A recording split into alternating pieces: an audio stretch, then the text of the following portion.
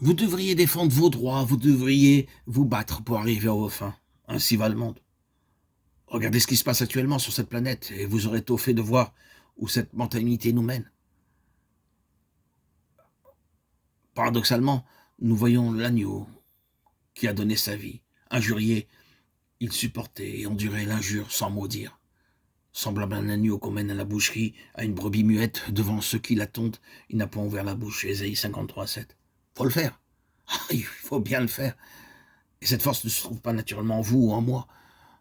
Nous ne sommes pas faits de la même étoffe.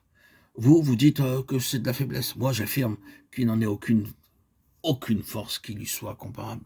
Vous ne connaîtrez jamais cette force tant que vous n'aurez pas pris position contre ce système organisé qu'est le monde, avec ses jugements de valeurs, ses principes, ni tant que vous n'aurez pas appris à nager à contre-courant. C'est ce que le Seigneur a fait. C'est ainsi que l'agneau a donné sa vie. Ordonner à nos sentiments, à ces tempêtes de l'âme, à ces émotions violentes, à ces rancœurs de rester en sourdine, de ne pas remonter à la surface, nous entraîne parfois dans de véritables luttes, surtout lorsque nous avons pesé le pour et le contre et que nous avons calculé la dépense en attendant l'approbation divine. Contemplez l'agneau, suivez l'agneau. Le chemin de l'agneau peut très bien être le chemin de la croix et de la crucifixion continuelle de notre vie naturelle, mais ce chemin aboutit au trône, et le trône n'est pas simplement un emplacement ou un lieu géographique. Ne prenez pas les trônes dont nous parle la Bible au pied de la lettre. Peut-être que cela ne vous intéresse pas du tout d'être assis sur un trône proprement dit, moi non plus d'ailleurs, mais parvenir à une position d'autorité spirituelle porteuse de valeurs, de richesse, de prospérité, de dignité, de puissance, d'honneur et de gloire que l'on peut dispenser tout autour de soi, ce n'est pas à négliger, c'est le trône, c'est l'aboutissement du cheminement suivi par l'agneau, et c'est le chemin de la croix. Regardez l'agneau qui marche aujourd'hui, demain et le jour suivant. Tant de chrétiens se sont arrêtés au premier lieu, au premier jour. Ils ont vu l'agneau portant leurs péchés, et ils se sont réjouis, comme nous devrions aussi nous en réjouir. Nous sommes arrêtés à cette vision.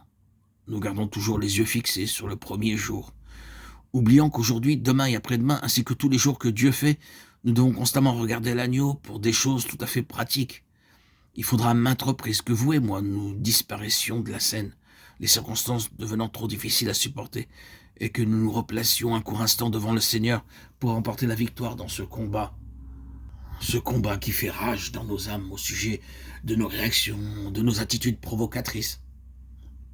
Il se peut que nous ayons à régler ce contentieux par la lutte et que nous en ressortions victorieux grâce à l'esprit de l'agneau, en remettant le tout entre les mains du Seigneur qui nous répondra en son temps.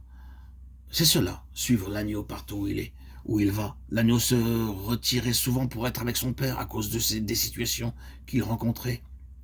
Et il lutta jusqu'au bout. Puis, il fit un pas de plus.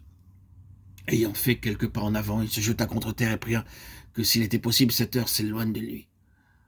Il disait: Abba, Père, toutes choses te sont possibles, éloigne de moi cette coupe. Toutefois, non pas ce que je veux, mais ce que tu veux. Marc 14, 35, 36. Le prix à payer était élevé. Il lutta jusqu'au bout, ressorti serein, d'une sérénité étonnante, fruit de cette lutte secrète qu'il avait eue dans son âme. Il livra son âme à la mort. Ésaïe 53, 12.